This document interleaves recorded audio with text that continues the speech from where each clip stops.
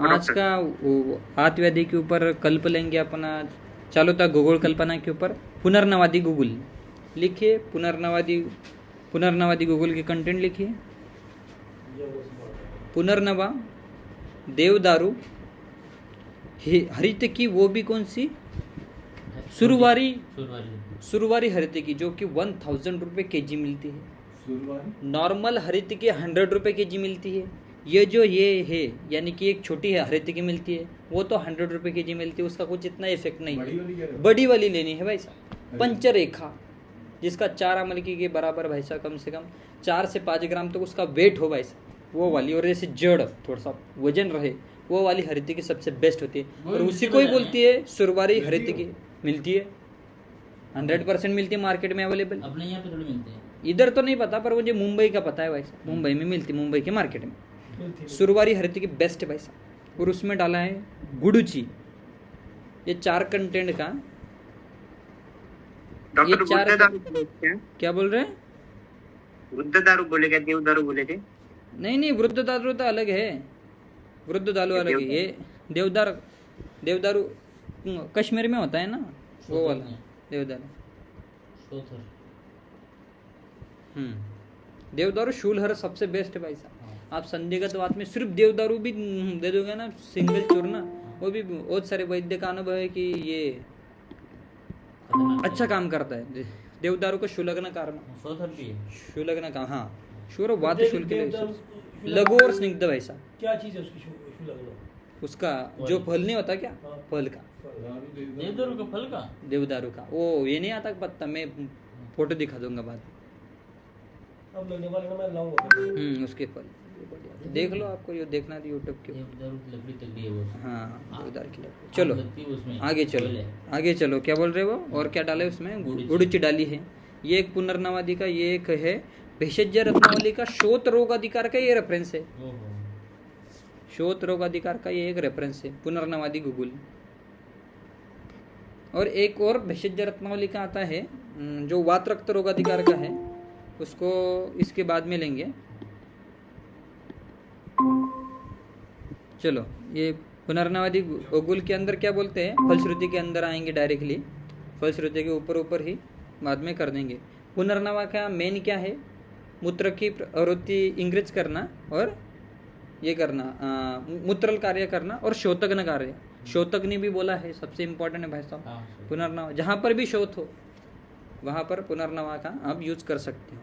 और इसमें हरित की भी डाली है तो अनुलोमन भी अच्छे से काम हो जाता है।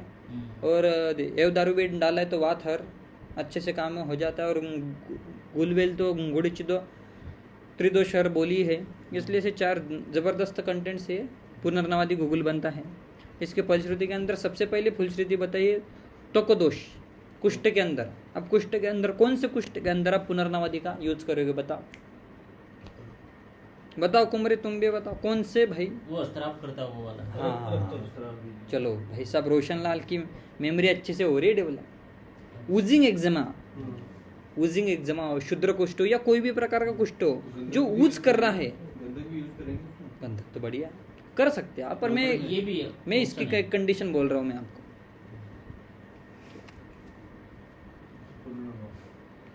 हाँ, क्या बोल रहे हो? शोथ और जहाँ पर स्त्राव की कंडीशन, जहाँ पर शोथ हो, जहाँ पर स्त्राव की कंडीशन हो, वहाँ पर आप इसका कंडीशन आप त्वकोदशम पुनर्नवादी गूगल का आप कर सकते हो। जो गंधक होता है मैक्सिमम टाइम्स पित्तज कुष्ठ के अंदर मत दिया करो, है कि नहीं? क्योंकि जो गंधक का जो है एक्सक्रेशन जो है वो स्किन के मार्फत होता है और उष्ण है तो भाई स्त्राव को बढ़ा देगा, है कि नहीं? जो गंधक है वात कपच संप्राप्ति में बेस्ट काम करेगा। जहाँ पर कंडू हो भाई साहब, ईचिंग की ज़्यादा कंडीशन वहाँ पर दो, तो वहाँ पर भाई गंधक सबसे बेस्ट है कि नहीं? और ये पुनर्नवादी आप इसमें दे सकते जहाँ पर शोथ हो, है कि नहीं? जो ऐसा कोई कुष्ठ का लीजन है जिसमें भाई माइल्ड पेन भी होता है और रीचिंग भी होती है, शोथ भी और स्त्राव भी है, स्त्राव की कंडीशन में सबसे बेस्ट, क्योंकि हरित की अनुलोमन कर देगी भाई, पूरे स्त्राव को बाहर निकाल देगी। चलो, ये होगा कुष्ठ के, इसलिए आप त्वचा और स्त्राव की जहाँ पर कुष्ठ है वहाँ पर आप इसका अच्छे से उपयोग कर सकते हो। ये पुनर्नवादी गूगल का रेफरेंस है, गूगल कल्पना की पुणे की जो बुक है उससे लिया है, और वैद्य महेंद्र शर्मा का ये है व्याख्यान से वो कर रहे हैं। शोध देखो। अब अपने दैनंदिन दिन में अगर आप देखोगे तो अरे अनेक ऐसे डिफरेंट टाइप्स के पेशेंट आते हैं जिनका फेस सिर्फ ऐसा एडेमा टाइप लगता है, स्वेलिंग आती है फेस के ऊपर, है कि नहीं, प्री ऑर्बिटल ये आती है कि नहीं, नेत्र के नीचे भी उनको शोथ लगता है। आप बहुत सारे अपन विद्यार्थी देख लेना जो भी ज़्यादा सोते हैं, रात में ज़्यादा जागते हैं, ऐसे पपी फेस मिलेगा, स्वेलिंग युक्त फेस मिलेगा।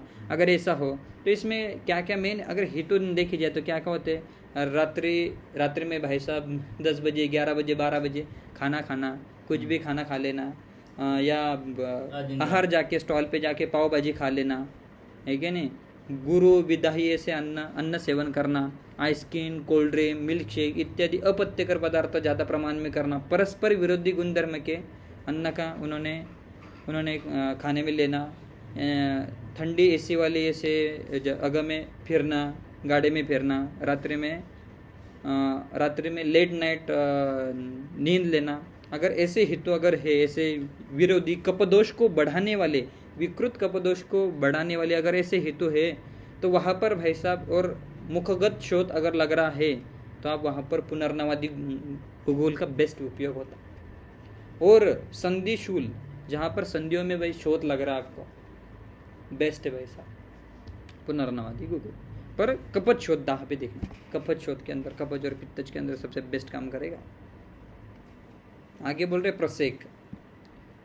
कप प्रकोप की अवस्था में बहुत सारे पेशेंट ऐसे बोलते हैं कि मुंह के अंदर ज़्यादा प्रसेक निकलता है, लालस्त्राव होता है, तो उसमें बोल रहे हैं कि पुनर्नवादी भूगोल को इंस्टेंट रिलीफ मिल जाता है, क्योंकि ये कपस्थान के अंदर का लेखन कार्य करता है।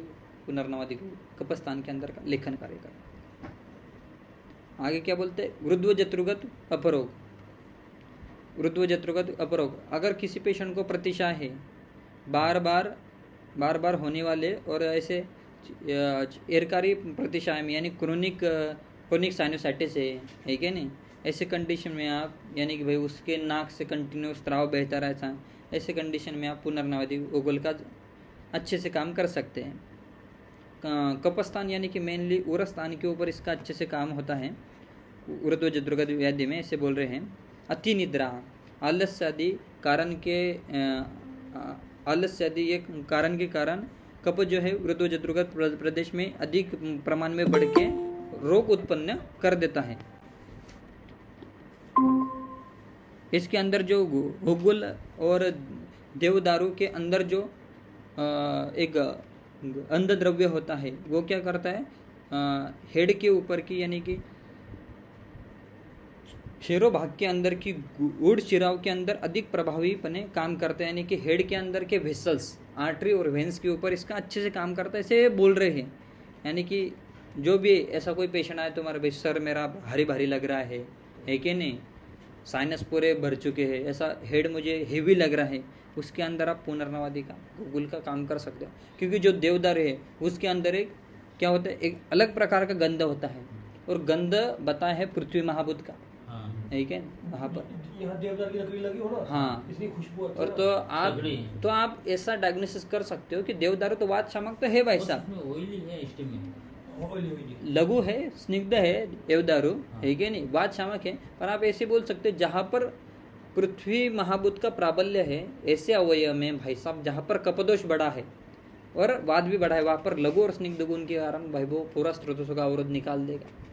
ऐसा बढ़िया काम करने वाला क्या है, देवदारू है। इसलिए उर्ध्व जत्रुगत कपरोग में भी, उर्ध्व जत्रुगत कपरोग सिर्फ प्रतिशयन, सभी प्रकार के कपरोग में आप इसका पुनर्नवादी का, पर उन्होंने बोला है कि ऐसा अगर आपको कर्म करना है उर्ध्व जत्रुगत काम रोग में, तो पुनर्नवादी भूगोल को चाटन लेना है, तोड़ के चबा कर खाना है भाई, तभी जाके वो जिह्वा के ऊपर से प्राणवायु के ऊपर वो काम करेगा। ऐसा उन्होंने अच्छी सी बोली। स्थौल्य के अंदर भी बोली है,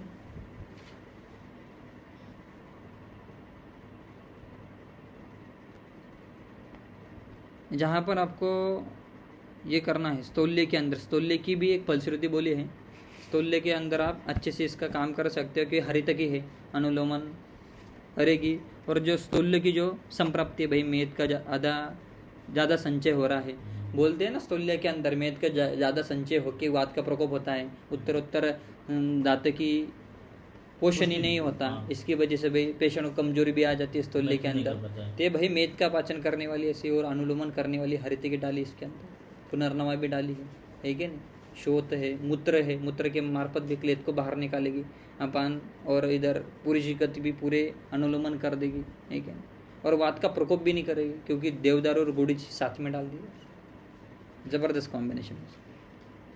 पांडु लिख लो एक। फिल कर दिया। दारू देवदारू अलग है, दारू भी तो है। वो नहीं नहीं वही है दारू, मतलब देवदारू ही है, देवदारू ही वो है। दारू रिद्रा अलग चीज है, ये यहाँ देवदारू दारू रिद्रा को कहा है, दारू हाँ दारू हरिद्रा। रिद्रा का अब वो कभी कभी सहीता कर लिख देते हैं, दारू का क्या ही ले।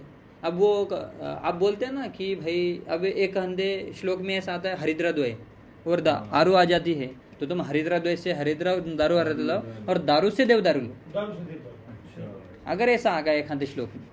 ठीक, चलो आगे बढ़ते। दो बार आ गया ना, एक से चलो आगे दारू, बढ़ते एक हैं। से देवदारू। पांडु, अपन पांडु मतलब आपके ब्रेन में ये आता है कि भाई ओनली लोह भस्म का ही उपयोग इसके अंदर करिए, ऐसा अपन सोचते हैं। पर ये पुनर्नवा के अंदर पुनर्नवा और उड़वेल का ये अच्छे से तिक्त रसात्मक है दोनों, है कि पुनर्नवा भी तिक्त है, उड़वेल भी गुड़ुची भी तिक्त रसात्मक है, दोनों यकृत और प्लीहा के ऊपर काम करने वाले जबरदस्त काम है पुनर्नवा और गुड़ुची का, यकृत और प्लीहा के ऊपर। पर अपन ऐसा, और अगर मैंने बहुत बार एक्सप्लेन किया तिक्त रस का लेकिन तो अस्थि के ब्रेन ऊपर, क्या देवदारू? हाँ बताता हूँ मैं, ये क्या बोलते हैं गुड़ुची का और अस्थि के ऊपर का बहुत बार कार्य भी तो बोला, तो उस दिन तिक्त रस के कारण हाँ। है कि नहीं, अवकाश अस्थि के अंदर का अवकाश मेंटेन करती है, मज्जा का पूर्ण कार्य अच्छे से होता है, स्रोतों का विबंध निकालने वाली शोणित कप शोणित विबंध प्रशावना ऐसी गुड़ुची उन्होंने बोली है वैसा। हाँ तो अपन ये और भी इन्होंने बोला है, ये रिप्ले पर दोबारा बोलेगा। बताता हूँ रुको एक मिनट। तो आप अस्थि धातु के ऊपर अच्छे से काम करने वाली और रसायन काम करने वाली ये गुड़ुची है। गुड़ुची जो है वो रस रक्त का संवहन भी बढ़ाते हैं और डायरेक्टली अस्थि के अंदर का अवकाश भी ये मेंटेन करती है। इसलिए अपन जहाँ पर मंद ज्वर हो, अस्थि मज्जा, अगर आप अस्थि मज्जा पाचक के कंटेंट देखेंगे क्या है, अस्थि मज्जा में हाँ अस्थि मज्जा पाचक, नुस्ता है, नागरमूत्र नहीं, नागरमूत्र भी हाँ नागरमूत्र, और गुड़ुची भी है। हाँ मुस्ता अमल की गुड़ुची, बस तीन ही है, मुस्ता, हाँ। तीन ही है भाई साहब, मुस्ता? अस्थि मज्जा पाचक, मुस्ता, मुस्ता अमल की और गुड़ुची। गुड़ुची। इसलिए मैं बोल रहा हूँ कि भाई गुड़ुची अस्थि मज्जा पर जाती है, चरक ने भी बोल दिया और अपन ने भी कर दिया भाई साहब, क्योंकि मुस्ता भी तिक्त रसात्मक, अमल के रसायन भाई साहब दोनों तिक्त रसात्मक चले गए, रसायन कार्य कर दिया। ऐसा आप बढ़िया से कर सकते हो। अगर ज्वर के बाद में किसी पेशेंट को नी जॉइंट पेन होता है क्या नहीं, ऐसे ऊपर आप गुड़ुची का अच्छे से आप अस्थि को बल देने के लिए आप गुड़ुची का सेपरेटली भी आप कार्य कर सकते हो। पर ज्वर के बाद में यकृत और प्लीहा के जो स्त्राव है वो कम हो जाते हैं, पेशेंट को भूख कम लगती है, तो इसकी अगर आपको करनी है, रक्त की निर्मित अगर करनी है कि नहीं, अस्थि के अंदर भी उन्होंने सरक्त ये बोला है, मेद बोला है, यानी कि रक्त की उत्पत्ति कहीं तो पर तभी आपको इधर मिलेगी, अस्थि के ऊपर मिलेगी। जैसे बोन मैरो के ऊपर मॉडर्न से अपन बोलते हैं, बोन मैरो से भाई साहब ये होती है आरबीसीज की उत्पत्ति होती है, तो वो अपन सोच के ऐसा भाई अस्थि मज्जा से रक्त की उत्पत्ति नहीं हो रही है, ऐसा सोच के आप पुनर्नवा गुगुल का वहाँ पर अस्थि मज्जा का औरत समझ के रक्तकण की उत्पत्ति के लिए आप पुनर्नवादी गुगुल पांडु में दे सकते हो। ऐसा उन वैद्य ने अलग टाइप का सोच बताया है, यानी कि किसी के बोन मैरो में ये है कि नहीं, डिसीज बता रहे हैं है कि नहीं, कि आरबीसीज प्रॉपर तरीके से बन रही नहीं या बनी ही नहीं रही भाई साहब, वहाँ पर आप इसको दे सकते हो। अस्थि मज्जा तीनों पांडु सब कुछ हो गया इसमें। आप नेत्रगत रोग में भी इसका बहुत अच्छे से काम कर सकते हो। मेनली एट्रैक के ऑपरेशन के बाद नेत्र के अंदर का जो शोध रहता है, नेत्र के अंदर का पेन बताते हैं पेशेंट, उधर भी आप पुनर्नवादी का गुगुल का अच्छे से आप नेत्र का रसायन के कार्य से आप इसका अच्छे से उपयोग कर सकते हो। वो तो बोल ही दिया मैंने कि भाई संधि शूल के ऊपर, यानी कि कोई पेशेंट संधि शूल से आता है, शोथ है, शूल है, तो इसके अंदर आप पुनर्नवादी का गुगुल का आप अच्छे से उपयोग कर सकते हो। उदर व्याधि के ऊपर भी बहुत अच्छे से उपयोग किया है। इन्होंने एक ये ग्रंथ के अंदर इन्होंने एक ये बताया है कि गोमूत्र इसका अनुपान होना चाहिए उदर रोग के अंदर। अगर आप उदर रोग में इसका अच्छे से चिकित्सा कर रहे हो तो इसका गोमूत्र के साथ किया करो। अब कैसे मॉडर्न ज़माना है, आप पेशेंट को बोलोगे गोमूत्र पियो तो गोमूत्र तो पीते तो है नहीं पेशेंट। तो आप इसके अंदर मार्केट में अंदर मिलता है गोमूत्र क्षार चूर्ण है, तो भाई गोमूत्र का एक्सट्रैक्ट बना के उन्होंने क्षार बनाया है। पेशेंट को देना है पुनर्नवादी गूगल की एक टैबलेट गोमूत्र क्षार चूर्ण 125 mg या 60 mg से आप चालू करो। और उदर रोग, हाँ, और कोष्ण जल बन गया। कोष्ण जल आप गोमूत्र क्षार में डाल दोगे, गोमूत्र ही बन जाएगा। बढ़िया से आप उसके अंदर अच्छे से ऐसी युक्ति आप बना सकते हो। और गोमूत्र है तो मूत्र से सामान्य की वृद्धि। गोमूत्र घन और क्षार में क्या फर्क है? क्या है पता नहीं। घन तो हो गया अपना पेस्ट टाइप, क्षार और ज्यादा हीट देंगे, जल जाएगा तो खरपात हो जाएगा। नहीं, ये इसलिए तो 60 mg बोला मैंने। भाई आप कुछ भी दो, लेकिन साइड इफेक्ट करने ना करने तो आपके हाथ में ही ना। अब आप बच्चे को आप 60 mg दोगे तो साइड इफेक्ट की बात नहीं। हाँ। क्षार और घन में क्या डिफरेंस है? वो नहीं पता, मैंने यूज़ भी नहीं किया इसका। आप है कुछ नॉलेज? क्षार तो वो जला के करना है और फिल्टर करके करना वो है। घन तो उबाल नहीं, के किसको जला दिया? गोमूत्र को। मतलब गोमूत्र क्षार की बात कर रहे, कभी क्षार बनाया है क्या? नहीं वैसे गोमूत्र क्षार कैसे बनेगा? और घन को दबाओ ना क्षार। ऐसे हो सकता है, उसको भी उबाल के कम किया हो। क्षार ही मुझे तो एक ही चीज़ लग रही है दोनों। और क्षार का मतलब ये अब आप गोमूत्र का घन करोगे तो क्षार ही तो मिलेगा, क्षार ही तो मिलेगा क्या? क्षार तो पाउडर फॉर्म में देगा ना। हाँ, और घना पेस्ट टाइप में बनेगा। पेस्ट कैसे बनेगा? गोमूत्र तो जल है ना, गोमूत्र जो जेल है कैसे बनेगी पेस्ट उसकी? गोमूत्र का बनता है मेरे को। पेस्ट बनता है? घन बटी बनाई गोमूत्र घन बटी मेरे को। पेस्ट बनती है उसकी? हाँ, बनाओ पेस्ट बनेगा और करोगे तो घन बने गूगल जैसा बन जाता है। हाँ, क्या बना के देंगे। फिर उसके अंदर क्षार के कंटेंट नहीं आते। नहीं, उसमें क्षार का बात है। क्षार का मुझे लग रहा है कि क्या है कि गोमूत्र का आप एक पूरे बर्तन में फैला दो। चलो और देख लेंगे तो भेषज भारत भेषज रत्नाकर का एक रेफरेंस पुनर्नवादी का, पहले इसको देख लेते। मार्केट में ये भी मिलता है और वो भी मिलता है, देख लेना भाई साहब कौन सा आप ले रहे हो, कौन सा यूज कर रहे हो। ये बढ़िया है, इसकी कंटेंट भी देखो आप।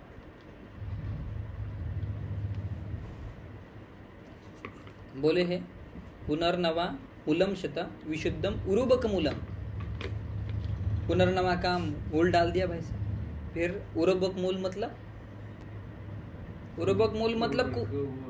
कुमरे। क्या है उरुबक मूल?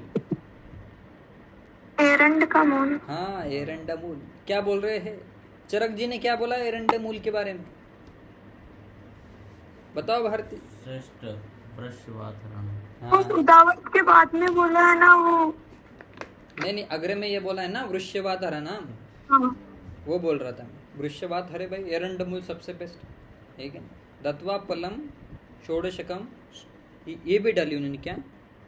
शुंठ डाल दी। शुंठ सम्यक विपजेते घटे अपाम पलानी च अष्टादशम कौशिकस्य। क्या डाल दिया इन्होंने? 18 पल कौशिक, यानी कि क्या डाल दिया? गुगुल कौशिक का पर्याय है ना। तेन अष्टावशेषेन पुनः पचेत, यानी कि अष्टावांश अवशेष करो और पुनः से पाचन करो। इसके अंदर डाल दिया आप उन्होंने एरंड मूल तो पहले डाला था, आप डाल दिया एरंड तेल कुडवम दद्यात तथा त्रिवृत्त चूर्ण पलानी पंचपल त्रिवृत्त चूर्ण भी डाल दिया। एरंड तेल 1 कुड़ा डाल दिया। निकुंभ चूर्णस्य, निकुंभ मतलब निकुंभ भी अनुलोमन करने वाला ही द्रव्य है ना। याद नहीं आ रहा। निकुंभ कुंभ ऐसा कुछ तो भी है। ये रेफरेंस किसका है? ये भारत भेषज रत्नाकर का है। निकुंभ का पर्याय देखो एक बार किसका है? भारतीय कुंभरे। किसके? उस कंफर्म तो नहीं, लेकिन दंती का या इनमें से है। दंती का हो सकता है। निकुंभ चूर्ण, हाँ शायद दंती है। 100% दंती है। वो लोग पीछे की नोटबुक लेके लाल वाली और ऊपर वो रसतंत्र सार के ऊपर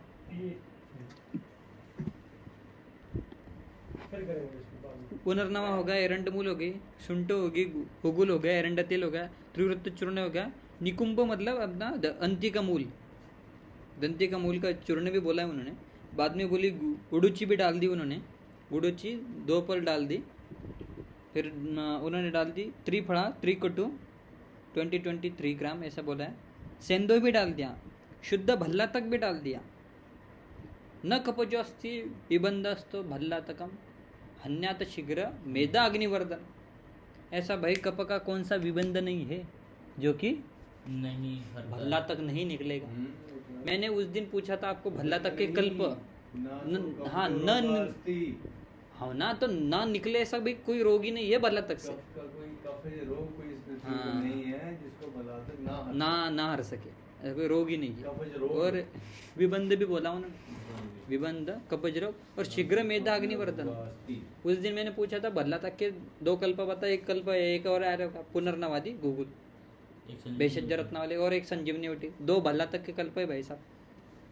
शुद्ध भल्ला तक डाल दिया और बाद में डाल दिया विडंग, विडंग भी है उसमें, सिंधुत्व मतलब सेंधव डाल दिया, भल्ला तक विडंगानी कर्ष तथा माक्षिक धातु चूर्णम, स्वर्ण माक्षिक डाला है भाई साहब, स्वर्ण माक्षिक भी लिखो, स्वर्ण माक्षिक भस्म 12 ग्राम तक डाला है। और बाद में फिर से पुनर्नवा या फलम एवं चूर्णम, फिर से पुनर्नवा का चूर्ण डाल के भाई साहब पूरा मिक्स करके इन्होंने अच्छे से गुगुल बना दिया। चूर्णाने दत्वा सीधा खाद्य नर माशत्रय प्रमाणम, कितना बोला उन्होंने? माशत्रय प्रमाणम, यानी कि दिन का डोज 1 ग्राम 3 ग्राम नहीं माश तो एक मास 750 नहीं होता माशा है। नहीं बोला, उन्होंने बोला माश जो दाल माश के माश प्रमाण के त्रय माश के प्रमाण के ये देखा जाए तो इसका 12 ग्राम डोज होता है, 12 ग्राम डोज 3-3 ग्राम के, गुल का हाँ सिंगल डोज नहीं पूरा डे का बोल रहे हैं। माशत्रय प्रमाणम ऐसा मैंने निकाला था नेट के ऊपर से, क्योंकि मेरा थीसिस का टॉपिक यही है, पुनर्नवादी है मेरा, एंकल स्प्रेन के ऊपर जो है ना, वही तो बोल रहा हूँ मैं, माशत्रय का बोल रहा हूँ।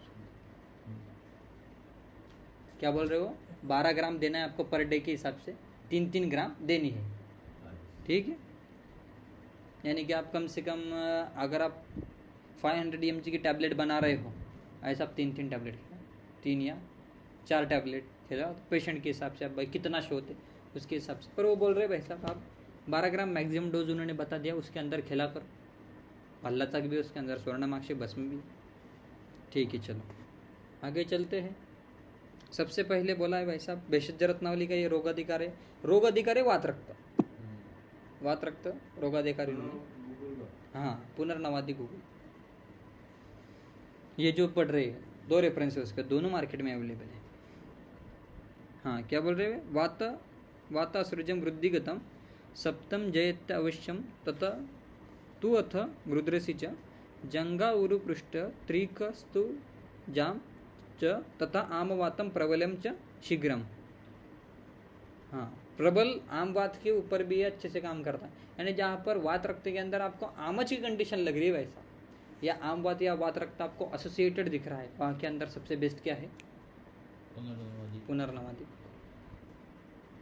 जहाँ पर आप वात कवच की कंडीशन मिल रही है, क्योंकि भल्ला तक डाला है इसके अंदर, दंती डाली है, त्रिवृत्त डाला है, आप इमेजिन करो ज़्यादा शोध है भाई साहब, वो जो 4 कंटेंट वाला दिन है सच्चा ये दे दो, क्योंकि इसके अंदर दंती एरंड तेल दंती मूल त्रिवृत्त भल्ला तक कितने बढ़िया से अनुलोमन करने वाले द्रव्य इन्होंने डाली हुई। और सच में इसकी टैबलेट हमारे इधर बनाते हैं, 2-2 टैबलेट से पेशेंट को लूज मोशन लग जाते हैं। हाँ नहीं ये पुनर्नवादी से लग जाते हैं। हाँ ये 7 प्रकार की वृद्धि बता रही है, 7 प्रकार की वृद्धियाँ, वातज वृद्धि, पित्तज वृद्धि, कफज वृद्धि। अब वो तो अपन कंपेयर नहीं कर सकते, पर एक आप वृद्धि से ऐसा समझ सकते हो जो भी प्रोलैप्स होता है, डिस्क प्रोलैप्स हो गया, डिस्क की बल्जिंग होगी भाई साहब, स्त्रंस भ्रंस है क्या नहीं, किसी प्रकार के स्त्रंस बंस में प्रोलैप्स में आप इसको इनिशियल स्टेज में आप अच्छे से कर सकते हो। रेक्टल प्रोलैप्स नहीं बोल, एक अंग के अंदर दूसरा अंग, डिस्क प्रोलैप्स के अंदर आप कर सकते हो। पुनर्नवादी का गूगल करके देखो, एक हमारे पास तो केस ही है। करके देखो आप, करके देखो। मैंने करके नहीं देखा, मैं कुछ बोल नहीं सकता उसके अंदर। करके देखो। पर आप डिस्क प्रोलैप्स के अंदर तो आप कर सकते, डिस्क प्रोलैप्स तो अंदर चली जाती है और जल्दी लगानी है। कटी बस्ती के एसोसिएटेड आप पुनर्नवादी का गोकुल का क्या क्या क्या, क्या बोल रहे हैं? रेक्टल प्रोलैप्स पार्शियल अगर हो, मैंने खुद से किया है वैसा। मैंने कम से कम 2 या 3 अंगुल का था ऐसे पेशेंट, बस चांगेरे घुरत लगा और वहाँ पर पंचामृत पर पटी। मैंने मेरा खुद का एक्सपीरियंस बता, एक ही पेशेंट देखा था मैंने, वेटरनरी डॉक्टर था, वेटरनरी डॉक्टर उसका हाइपरटेंसिव था। तो जो अपने ऑपरेट करने वाले थे उन्होंने बोला भाई ऑपरेट तो कर नहीं सकते, आप हाइपरटेंसिव हो, कार्डियक के हो, हम तो ऑपरेशन नहीं करेंगे, आप कुछ देखना है तो देख ला। वो फिर हमारी तरफ आए, बस चांगेर गुरु तो पंचामृत परपटी 3 महीने खिला। पेशेंट को हर महीने फॉलोअप पे रखता था और पेशेंट का पूरा ठीक हुआ। आपका और बताओ एक्सपीरियंस। भारत भेषजनगर का ही इसमें कल्प चिकित्सा बढ़िया, उसमें कल्प चिकित्सा का भी ले गया भारत भेषजनगर। हाँ, इसमें अर्धकल्प पूर्ण कल्प का बोला है, एक ही चीज का सेवन करना ऋतु के अनुसार, जिस ऋतु में जो द्रव्य हो रहा है ना रेक्टल प्रोलैप्स में। हाँ रेक्टल, तो इसमें मान लो टमाटर का सीजन चल रहा है। आपका क्या एक्सपीरियंस, आपने क्या किया था रेक्टल प्रोलैप्स? मैंने कराया है अर्धकल्प पूर्ण, अर्धकल्प साथ में मैंने मूषक तेल लगा। ठीक है, इतना उसको इतना रिलैक्स बाहर आया ना उससे, इतना गया अंदर। हाँ 4 से 5 आंगुल, चलो बढ़िया है। मूषक तेल तो बढ़िया है, स्वयं सिद्ध, स्वयं सिद्ध। चलो उसको बाद में देखेंगे रेक्टम प्रोलैप्स को। पर कहने का तात्पर्य यह है भाई साहब, सप्तगत वृद्धि का ये रेफरेंस है, 7 प्रकार के उद्योग को ये करने वाला है। मेन कौन से प्रोलैप्स में काम करता है ये? संदिग्ध। अब ये तो नहीं पता है ना, तू बता रहा है। वृद्धि कहाँ का? डिस्क प्रोलैप्स के अंदर आप कर सकते हो। हाँ, डिस्क प्रोलैप्स के अंदर, डिस्क प्रोलैप्स। हाँ डिस्क प्रोलैप्स के अंदर आप अच्छे से काम कर सकते हो। ये आप और सोच सकते हो कि भाई बेकर सिस्ट जो होता है, पॉपुलेटियली वृद्धि हो गई उसके प्रकार की, आप वो तो थोड़ा सा मुश्किल तो जाता है। तो हार्ड हो जाती है। हाँ नहीं बेकर सिस्ट सॉफ्टी होती है वो। फ्लूइड वाली। हाँ फ्लूइड वाली बेकर सिस्ट हाँ, इधर समझ गया। पॉपुलेटियल की होता पीछे है। वाली। हाँ तो आप उसके अंदर अनुभव ले सकते हो, मैंने तो लिया नहीं है वैसा, पर आप पुनर्नवादी का आप सोच सकते हो, सप्तक वृद्धि के अंदर कर सकते हो करके। और क्या बोल रहे हैं, जयत्य अवश्यम तु अथ गृध्रसी, अवश्य जीतने वाला है भाई सब रुद्रसी को, रुद्रसी को अवश्य ही जीतने वाला है। अब बोल रहा है भाई साहब कहाँ कहाँ पर इसका पुनर्नवादी का एक्शन देखो कहाँ कहाँ पर, जंगा, उरु, पृष्ठ, इसलिए मैं डिस्क प्रोलैप्स का बोल रहा था, पृष्ठ त्रिकस्तु जाम है क्या नहीं, पृष्ठ और त्रिक के ऊपर के जितने भी रोग है भाई साहब उसके अंदर के अच्छे से काम करेगा। और बोल रहा है जो तथा आमवातम प्रबलम च शीघ्रम, प्रबल आमवात को भी जीतने वाला क्या है, तुम्हारे पास सिवियर आमवात का पेशेंट आएगा, क्या दोगे उसमें, पुनर्नवादी बोला ये, और शीघ्र बोला है, शीघ्र जीतने वाला भल्ला तक है ना, भल्ला तक डाल दे, आमवात का सबसे बेस्ट। ऐसा आज का था लेक्चर।